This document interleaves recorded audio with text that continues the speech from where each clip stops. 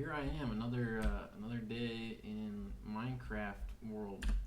And today we actually have size controls, so you can actually change the size of the block that you go around placing, which sort of means that a person could just go around here and place some nice, interesting blocks just up against other blocks, just however you want, and you could basically build block off of block, and yeah, and really the greatest part of this whole thing, when I have these blocks here, and you can change all the colorations and all this interesting stuff on your block to whatever you might want, or the alpha. Maybe this is actually a water block, so it's actually transparent.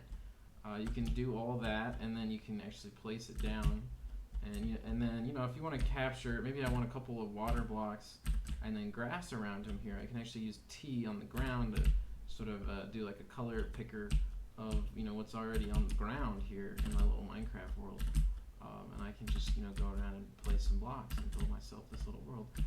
And one of the things that I think is really fun about this, right, when you go around and you build your little Minecraft world, and maybe like I had previously done here, you could build yourself a house, is that you can actually, along with just basically having these blocks and all this business, and here's like a little bed that I was making, and here's like the chair that lets me sit. I can sit on my chair and I can get up and look at my top of my table here in my nice little house. You can actually do save map as a chat command, and I can actually save this as Retera Land 10. There are a lot of versions of Retera Land. You see that map saved pops up over there, and then I can actually just F10. Or actually, okay, one of the keys is that normally there are two modes. One mode, right, when I move my mouse, it spins around my camera and changes where I'm looking. But there's another mode if I hit the 2 key that unlocks the mouse, which actually I need to do that. So I can actually just end game and quit mission out of this. And if I just basically relaunch it, which should be just right in here. Let's see if I can even find it. It should be in download. Well, there's a lot of copies of it. I don't know which one's the right one. So we'll get, basically I've been actually running it from this automatic runner that just runs the game. But basically the best part, of course, is that if you go in here and you get in the game, and you load into the default world that we saw last time I was playing this, right, where there's this kind of little bridge going on. And now there's a flying mode and a standard mode, so I was actually in the fly mode, so you probably want to exit fly mode while you're here, right? And there's all the old Retera Land. But we got this nice thing that I can just say load map Retera Land 10, and it'll stop for a second, it'll do some loading, but after the loading all kind of goes and takes place, which just is taking a little bit here, you get to a new map file, and this actually works in multiplayer. So we were actually able to do this when I tested this with CanFight, that you can actually load your map in multiplayer. Basically, Retera Land 2 here, we start in this underground cave, and so I kind of in the back area, I hit a little bit of water, if somebody goes looking around. It'll probably be the fountain of health, if this becomes like an RPG or something. And so it's right here with the starting zone. You start in the base of the cave. But basically, you can just, you can enter build mode in this, and you can look around and place blocks and whatever. And you can also delete blocks. And that's basically how I made this entire little world here in Warcraft Minecraft, right? I just walked around. We're not using scripts to make the world anymore. This is all hand created in game. And then the key is just to keep jumping as I jump up and around and out. And you can actually follow this cave, and if I follow this cave I created, it'll lead me back to the surface world. Looks like there was maybe an opening in the ground there to some other place that was unintentional. But yeah, I mean, you can basically break bricks in this to go to different places, right? So this is kind of like Minecraft style world if you really wanted to, and if you're in kind of that building mode. You can actually just click on, you go look at a brick and you click like the R key and it makes like an opening, but of course you probably want to put that brick back, so we try to get like a good shade of gray or something, and then you just probably place that brick back in. But yeah, so once I got out of the underground here, you can see I'm back at my my house, and specifically next to my house, even though we actually exited the Warcraft map out of the game and back in, because I did load, we've reloaded like the water that we were just drawing here previously in our video.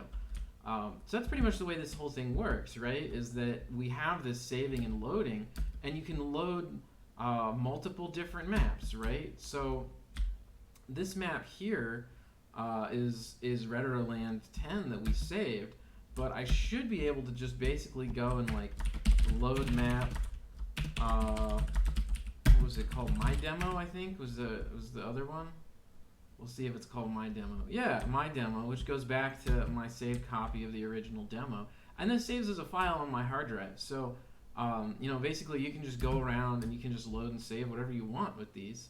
And we now have it where I can actually just hold the space bar to go up the stairs on this one. But yeah, basically I can go in here and I can make a world. And just as soon as I make that world, we actually removed this tree for various programmatic reasons. But you can always just bring it back, right? You can just go back in the builder and say, okay, you know, here are my colors. The builder supports this color spectrum. So, you know, when I'm in the mouse mode, obviously if you actually set it to be, you know, just bright 255 of the color or whatever, you can just slide around. But, you know, if we want something to be kind of brown, you know, you can take like a dark sort of shade of orange. And then maybe I can say, well, you know, we'll have it be a 2x2 trunk or something like that. You know, just save us some editing time while we make this trunk with these little nice Warcrafty slider bars here. And then, of course, you also have alpha that we can use for like the leaves later. But even just when I'm starting, right, I can do that. And then there's also the key of, you know, how do you get above it to actually place one up there? Like maybe you could do a jump and get just exactly the right angle during your jump. Obviously here I didn't, so, oh I did, yeah I did. But you can also use the fly mode, or then you can actually just fly upward to sort of build your tree. And you know, get something like that, and then you can say, okay, well here's my tree, but my tree needs some good leaves. So you know, make something a little bit brighter, lighter there. And then give it some alpha, you know, so it really looks like leafy and maybe not height. You do something like that, and then you can just go around, you can start populating you know, basically your tree. And the interactivity, you know, you got to make sure you get to the right square. But this thing understands the collision, so like, you know, you just get to something like that, and you can place one of these 2x2 blocks. And yeah, you can just basically do that and use it to create, you know, your tree. And then you can just reload it in multiplayer. So if I have like, you know, if I want to play the game with somebody, I could just load that map in as something that we can play here in Warcraft, because it is Warcraft, it is multiplayer, and this whole engine is an engine that supports 2 people. So we were testing that earlier today. Sorry, I was thinking of clicking the 2 command, but I was actually clicking the 1 command. So it's the difference between, you know, I just press 1 to enter and exit build mode basically, and then I press 2, I can enter and exit the mouse being in, you know, the 2 different modes. And yeah, so basically I can just fly around. I can control this thing. I did it again. I meant to place something, but I hit build mode. Yeah, and then once you got like your tree, you know, you can turn on fly mode or something like that. Let's see, like here's your tree, and you can do save map. You know, maybe this is my demo too, right? It'll do map save, and then I can do like load map Retera Land 10. And every time you load this, it just syncs it over the multiplayer. I don't actually know if I'm at the right height or if I'll fall to my doom or if I'll be above, you know, how that's going to go. But yeah, it looks like I kind of fell to my doom down here in Retera Land. So this is actually the outside of my cave that I created. And, you know, we could basically just solve that by, if we just enable fly mode, and we just fly upward and punch a hole through the ground, basically. That'll allow us to actually get up here to the house. And of course we'll want to put that back, but you know, we could even just load map Retera Land 10 while we're up here. It'll reload. It'll take a second, but it'll reload. Then I'll fix the hole in the ground, and then we could exit fly mode or something like that, right? Once it comes back there, yeah, map cleared, map fixed. All right, great. So you know, you can just reload, and our water's still over there. Yeah. So there's kind of this nifty thing that you know, I can be in one map, I can be in the other map, and it'll just remember, you know, and you can load it in multiplayer. So I can join the game with CanFight, load the map, and he'll be seeing the same map that I'm seeing, which I think is pretty neat. Oh. my demo too. Apparently, I'm not where I thought I was. I thought maybe I'd be next to that tree we just built up there, which it looks like I have to actually go up there to see it. But yeah, so we now have user interactivity that the user can actually just go around and build the world in a user interactive way, and save the world, and you can load the world in multiplayer. And again, this is all I don't know if you should call it like CanFight craft or what, but it's just CanFight's CanFight's Minecraft physics engine basically for Warcraft 3. I guess we might want to do, like, if we get a color picker on these, I could try to like fix this stair from way back when, you know, that we want maybe extend that out, and get this to where we'll be able to actually climb up the stairs, because obviously I did that wrong before, but now we can actually climb up the stairs, which is great. So yeah, there's that, and we could even save that as my demo 3 with the fixed staircase or something, you know. And all of these, they just save in your custom map data folder in your Warcraft 3 folder. So there you go.